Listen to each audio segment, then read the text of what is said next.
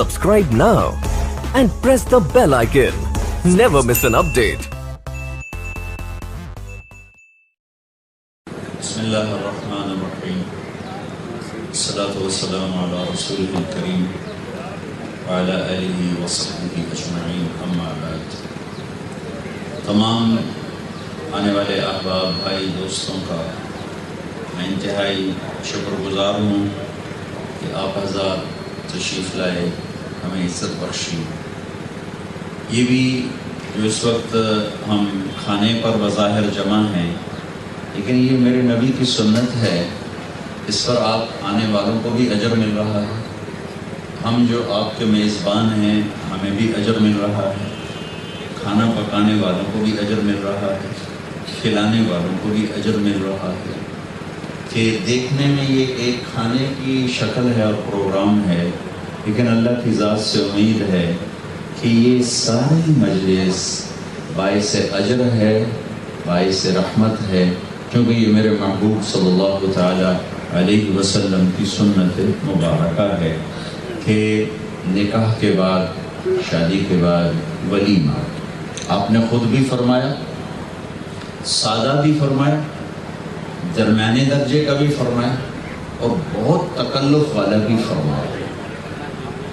حضرت عائشہ رضی اللہ تعالیٰ عنہ سے آپ کی شادی ہوئی، یہ آپ کی ایک ہی اہلیہ مبارکہ ہیں جو کنواری ہیں، وہ بہت سادہ۔ سعد بن عبادہ رضی اللہ تعالیٰ عنہ نے دودھ بھیجا تو آپ نے آنے والے مہمانوں کو وہ دودھ پلا دیا، یہ ولیمہ تھا۔ باقی ازواج کا درمیانہ ولیمہ تھا۔ صفیہ کا ولیمہ 3 دن فرمایا۔ میں نے تو یہ تقریب رکھی ہے، ایک فیصل آباد میں تھی جو پچھلے ہفتے تھی، ایک یہاں کے لیے تھی، ایک کے بھی اور گنجائش باقی ہے، اگر کوئی تو 3 دفعہ بھی ولیمہ کیا جا سکتا ہے۔ صفیہ رضی اللہ عنہ کا ولیمہ 3 دن ہوتا رہا۔ خیبر سے واپسی پر آپ نے نکاح فرمایا، اور چونکہ وہ یہودی سردار کی بیٹی تھی اور پھر ان کے والد قتل بھی ہوئے تھے جنگ میں، حی بن اخطب، تو اس لیے آپ نے ان کے اکرام میں بھی اور دل جوئی کے لیے بھی 3 دن ولیمے کی ضیافت فرمائی۔ لیکن وہ تھا بہت آسان، آپ کی طرف سے بھی کھانا پیش کیا جا رہا تھا اور اپنا اپنا پکا کے مہمان خود بھی لا رہے تھے، تو وہ ایک تقریب 3 دن چلتی رہی۔ زینب رضی اللہ تعالیٰ عنہ، زینب بنت جحش، یہ ایک کائنات کی واحد خاتون ہیں جن کو یہ عزت حاصل ہے کہ ان کا نکاح اللہ نے پڑھا ہے، نہ گواہ، نہ وکیل، نہ ایجاب، نہ قبول۔ ایجاب قبول یہ شرط ہیں نکاح، اگر یہ نہ ہو نکاح نہیں ہوتا۔ لڑکی انکار کر دے، لڑکا انکار کر دے، نکاح نہیں ہو سکتا۔ یہ اتنا لازمی رکن ہے، اتنی لازمی یہ شرط ہے، یہ واحد نکاح ہے جو آسمانوں پہ پڑا گیا۔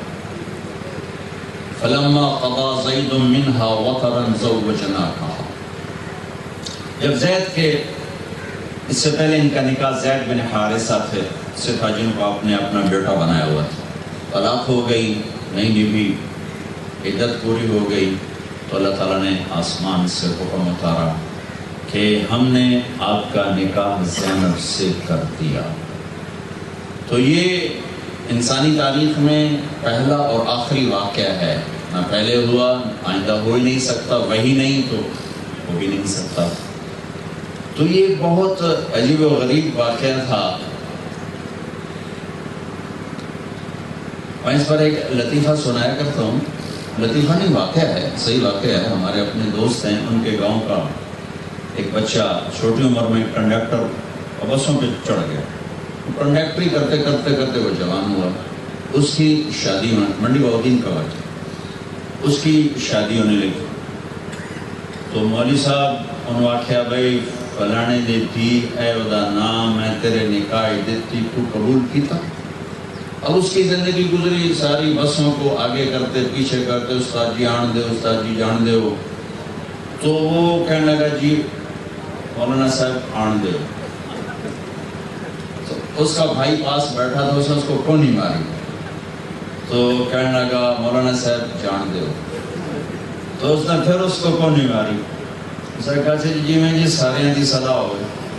مول صاحب آخیا سارے دی صلاح دا کام نہیں، کیوں منہ آکھنا ہے میں قبول کیتا تاں یہ کام توڑ چڑھنا ہے، ایویں نہیں ہونا. تو اس سے کہلوایا کہ میں نے قبول کیا، اس کے بغیر نہیں ہو سکتا. لیکن یہ ایک واحد نکاح ہے، آسمان سے وحی آئی تو آپ مسکرا کر آپ مسجد میں نے کہا ہے کوئی زینب کو خوشخبری سنائے کہ اللہ نے میرا اس سے نکاح کر دیا. تو اس ولیمے میں بڑا اہتمام کیا گیا اور سارے مدینے کو کھانا کھلایا. میں نے تو 500 آدمی بولا، مدینے کی آبادی 5000 یا آپ کی طرف سے سب کو دعوت تھی، کیا کھاؤ. سارے آئے کہ نہیں آئے یہ تو نہیں پتا، لیکن آپ خود دیگ پر بیٹھے، خود دیگ پر بیٹھے اور سالن ڈال ڈال کے کھلاتے رہے کھلاتے رہے کھلاتے رہے. وہ ایک دیگ سارے مدینے والے کھا گئے، دیگ اومے دی اومے پہ آئی. یہ آپ کی برکت تھی. ایک دفعہ خندق کی جنگ میں جابر بن عبداللہ آئے بیوی کے پاس، کچھ کھانے کو ہے، کہنے کہ یہ بکری کا بچہ ہے، 4-5 سے گوشت نکل آئے. تو وہ بھاگے بھاگے گئے، یا رسول اللہ میں دیکھ رہا ہوں آپ کے چہرے پر بھوک کے آثار، تو میں نے چھوٹا سا بکری کا بچہ ذبح کیا ہے، آپ اپنے ساتھ 10 آدمی لے کر آ جائیں تو کھانا کھائیں. تو آپ نے اعلان کیا بھائی خندق والو، جابر نے تمہاری ضیافت کی. خندق والے کے 1000 5 سر گوشت 1000 میں کتنے پورا، انہوں نے تو پیر پٹی گیا. تو اللہ کے نبی کو اندازہ ہو گیا، آپ نے کہا وہ بھاگے بھاگے، سنو جب تک میں نہ ہوں ہانڈی چولہے سے نہیں اتارنی. اب سب کو لے کے پہنچ، جب وہ ہانڈی پکنے پر آئی تو آپ نے اس میں اپنا تھوک ڈالا، پھر اپنے پاس رکھوائی، اور جو رات تھی آٹے کی اس کے اوپر کپڑا ڈلوا کے 2 عورتوں سے کہا نیچے سے پیڑے نکالو اور بنا کے روٹی تھپتی رہو.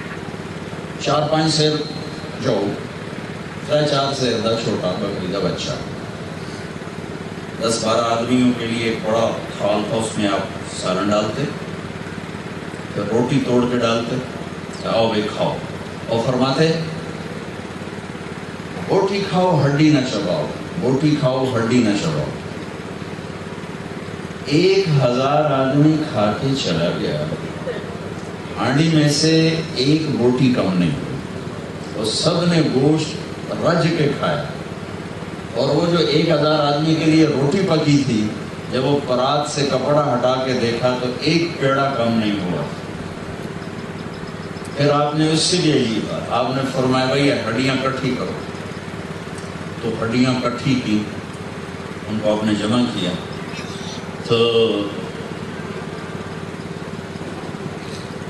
اور وہ پیالے کو تھال پر ہاتھ رکھا اور کچھ پڑھنا شروع کیا. پڑھتے رہے پڑھتے رہے پڑھتے رہے پڑھتے رہے. ایک دم دیکھنے والوں نے دیکھا کہ بکری کا بچہ تھال میں کھڑا ہوا تھا. تو آپ نے کہا جابر لو، ہمیں تو اللہ نے کھلا دیا، اے لے جا بکری کا بچہ بھی لے جا، اے سالن بھی لے جا، آٹا بھی لے جا. جو بچے کو بکری کے بچے کو کان سے پکڑ کے گھر میں آئے تو ان کی بیوی ایسے ہو، یہ کیا ہو، اس کو تو ابھی ذبح کیا تھا، یہ کدھر سے آ گیا؟ اللہ کے نبی کی دعا سے دوبارہ زندہ ہو گیا. تو یہ ایک پرتکلف ولیمہ ہوا. آپ نے اپنی 4 بیٹیوں کی شادی فرمائی، 3 کی بہت سادہ اور سب سے چھوٹی حضرت فاطمہ رضی اللہ تعالیٰ عنہ کی بہت پرتکلف، پورے تکلف کے ساتھ. آپ نے فرمایا ما زوجت وما تزوجت الا بوحی من السماء جاء به جبرائیل.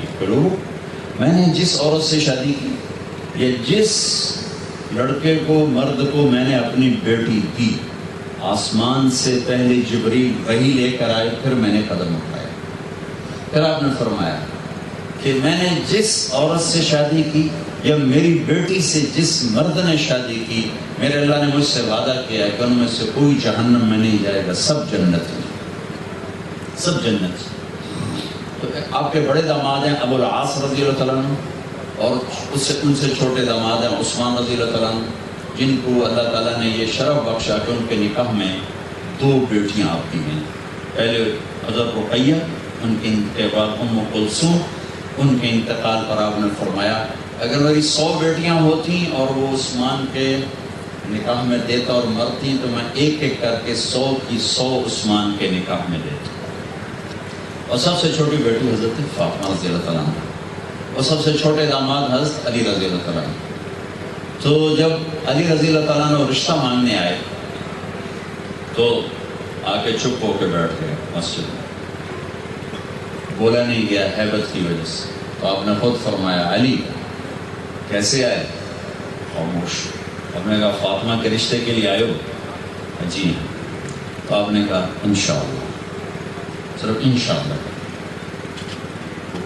آپ اٹھ گئے، حضرت علی بھی اٹھ کے باہر نکلے تو کہنے لگے بھائی انکار ہو گیا۔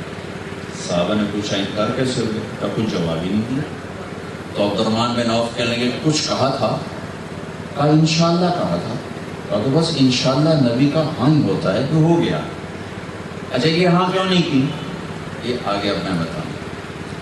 آپ گھر تشریف لے اور جناب فاطمہ رضی اللہ تعالیٰ عنہ سے پوچھا بیٹی تیرے نکاح کا پیغام آیا ہے علی کی طرف سے، ہاں کر دوں؟ جبکہ میں پہلے حدیث سنا چکا ہوں کہ پہلے آسمان سے حکم آیا اور پھر قدم اٹھایا۔ اس کے باوجود بیٹی سے پوچھا جبکہ انہوں نے انکار کرنا ہی نہیں تھا، پھر بھی پوچھ کر یہ پیغام دیا کہ یہ بچے بچی کا حق ہے، ان سے پوچھ کے والدین یہ قدم اٹھایا کریں، ورنہ میں نے گھروں کو اجڑتے دیکھا ہے کہ ماں باپ ضد کر دیتے ہیں کہ ایسا کرنا ہی کرنا ہے، تیری نبھے تے بھامے نہ نبھے، ایسا ہی کرنا ہے، تو اپنی کرنی تے جا، اپنا سر لے جا۔ اس پر کتنے گھر برباد ہوئے ہیں اور کتنی زندگیاں، لڑکیوں کی زندگیاں برباد ہو گئیں، لڑکوں کی زندگیاں برباد ہو گئیں والدین کی ایک جھوٹی انا پر۔ یقیناً بچوں کا ذہن اتنا نہیں ہوتا ہے، لیکن سمجھانا، پیار محبت سے سمجھانا ذمہ ہے۔ نہ مانے تو جو جبر کرے گا نتیجہ الٹا آئے گا، غلط آئے گا۔ آج کا ماحول بہت بدل چکا ہے، اب زمانہ وہ نہیں ہے کہ جتھے بن دو اتھے بن دو۔ جب حضرت فاطمہ نے ہاں کہی پھر آپ نے آ کر فرمایا علی جمع کرو لوگوں، پھر آپ سے مجمع جمع ہوا۔ پھر آپ نے کہا لوگوں مجھے اللہ نے کہا ہے میں اپنی بیٹی فاطمہ کا نکاح علی کے ساتھ کرتا ہوں۔ پھر آپ نے خطبہ پڑھا اور فرمایا کہ میں نے 400 درہم کہ عوض اپنی بیٹی تیرے نکاح میں دی، تو نے قبول کی؟ تو حضرت علی سے سامنے بیٹھے، کہا جی میں نے قبول کیا۔ اس سجدے میں سر رکھ دیا اور دعا مانگی، اللہ کے نبی نے آمین فرمائی۔ پھر نکاح کے بعد آپ نے یہ دعا کی اللہم اصلح جدہما واجمع شملہما وبارک علیہما واخرج منہما ذریۃ صالحہ۔ پھر اس کے بعد آپ نے سارے مجمع کو شہد کا شربت پلایا اور کھجور کھلائی نکاح کے بعد۔ 1 مہینے کے بعد رخصتی ہوئی یا 6 مہینے کے بعد یا 1 سال کے بعد، تینوں طرح کی باتیں کتابوں میں موجود ہیں، لیکن فوری رخصتی نہیں ہوئی، کچھ عرصے کے بعد ہوئی۔ تو آپ نے تو حضرت علی، حضرت عقیل، سلمان فارسی رضی اللہ تعالیٰ عنہ یہ سارے تشریف لائے۔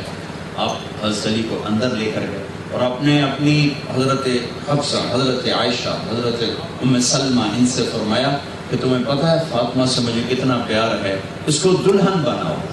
تو ازواج مطہرات نے حضرت فاطمہ کو دلہن بنایا، سجایا۔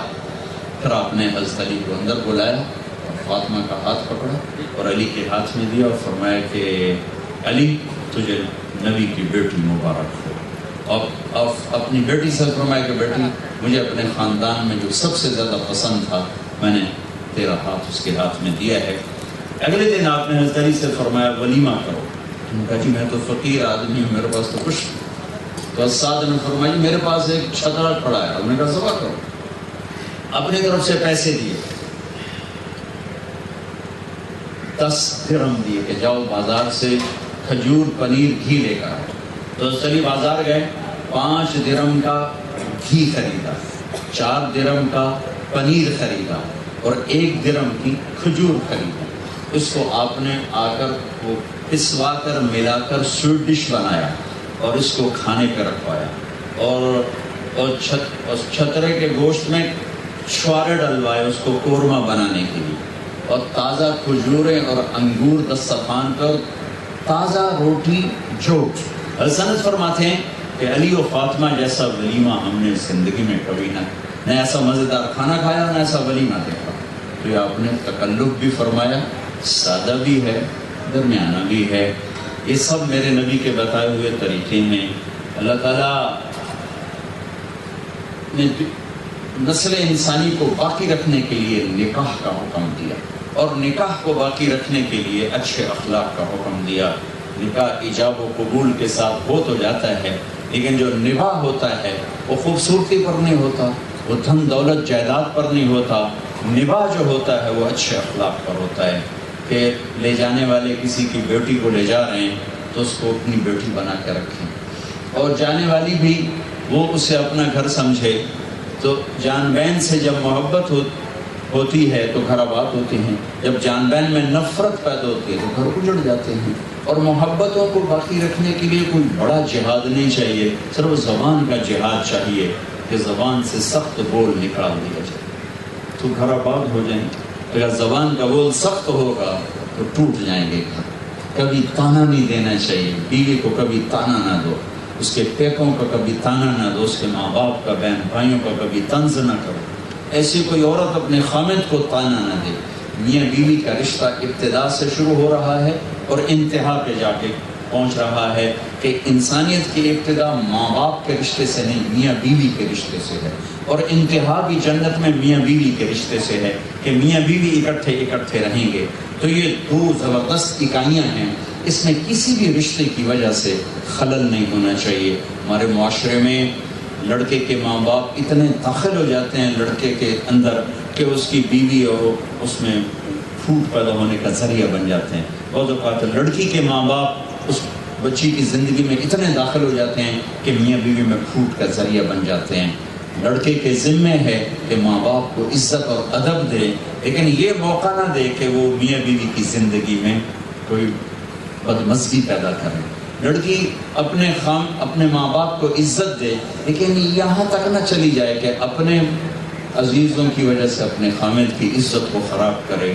یہ 2، حتیٰ کہ اولاد کی وجہ سے بھی میاں بیوی اپنے تعلق کو خراب نہ کریں، کہ میاں بیوی میں بعض اوقات خامد بچوں کی وجہ سے بیوی کو ذلیل کرتا ہے، بعض اوقات بیویاں بچوں کی وجہ سے، مائیں بچوں کی وجہ سے خامد کے حق میں کوتاہی کرتی ہیں۔ تو ان رشتوں میں سب سے بڑا رشتہ میاں بیوی کا ہے۔ میرے نبی نے فرمایا اگر میری شریعت میں سجدہ ہوتا تو میں عورت سے کہتا خامد کو سجدہ کر، یہ نہیں کہا کہ میں بچوں سے کہتا ماں باپ کو سجدہ کریں، میں بیوی سے کہتا کہ اپنی خامد کو سجدہ کرے۔ یہ بہت مقدس رشتہ ہے۔ یہ تھوڑی سی چند باتیں ذہن میں آئی تھی، میں نے آپ کی خدمت میں عرض کر دی۔ آپ کے آنے کا بہت شکریہ۔ کھانا حاضر ہے، تیار ہے، آپ سن لیں۔